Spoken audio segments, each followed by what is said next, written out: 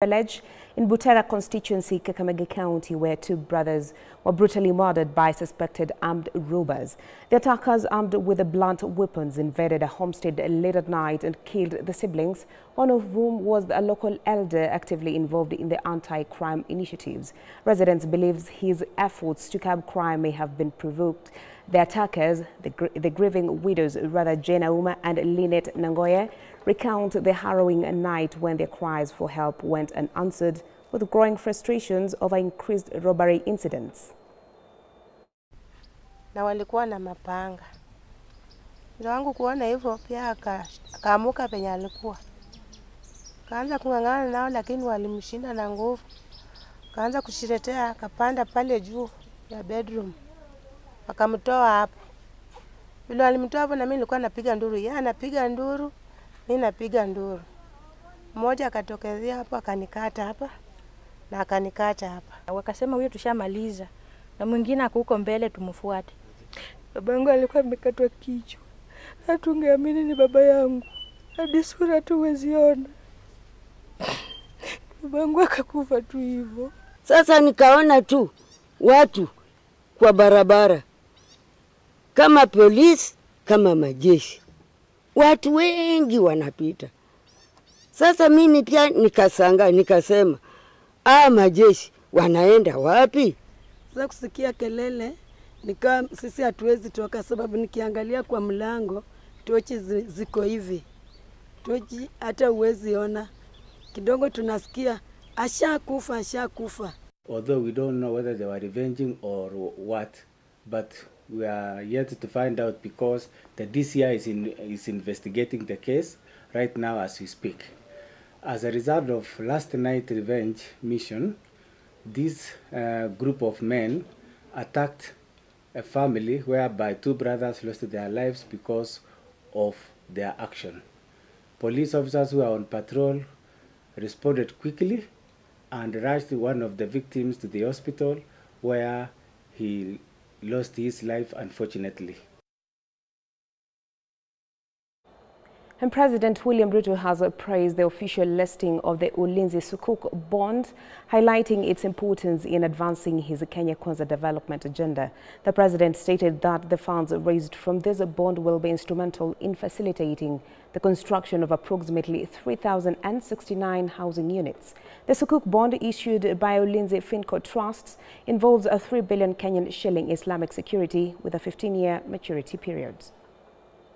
I take this opportunity to congratulate Lindsay Finco Trust, the issuer of the bond, for the successful structuring of this remarkable 3 billion shilling Islamic security with a 15-year maturity, marking a pioneering public-private partnership facilitated through our capital markets entirely with locally sourced resources.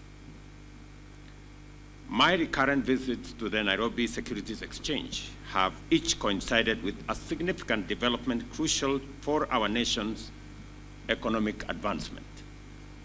From the launch of the enhanced NSE marketplace in October 2022, when I came here immediately after the elections, and now the Lindsay Sukuk bond, these are not mere coincidences, but reflect a steadfast commitment to fostering a dynamic and inclusive capital markets. The NSE stands as a cornerstone in our strategy to mobilize long-term capital that is vital for fueling the programs and projects that are core to our bottom-up economic transformation agenda. As a mandate, I will make sure, I will go out of my way to make sure that we are a stable country, to leverage on all our capabilities to secure the country, and to provide an environment where each and every one of us can unlock our potential to make our country great. The president is steering us out of a certain challenge. But one thing that comes out truly for Kenyans is that we are systematically building a resilient economy and a resilient nation. Our democracy is tested.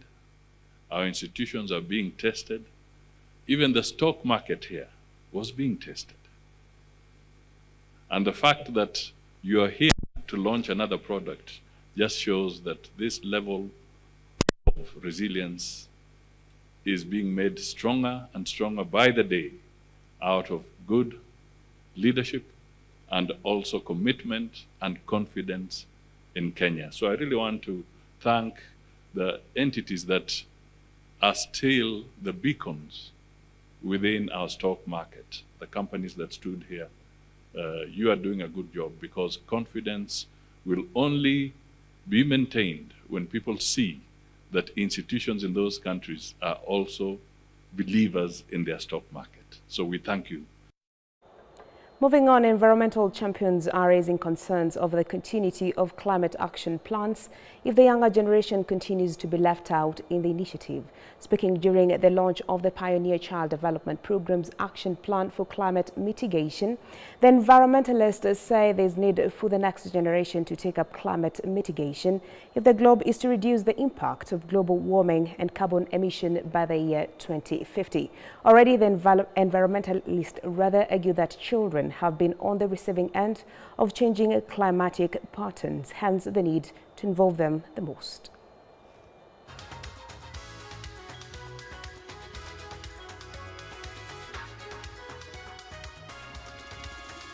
We are going to have children being initiated to technologies in climate change, and those technologies we set the demonstration plots in the school, like 4K clubs and the young farmers.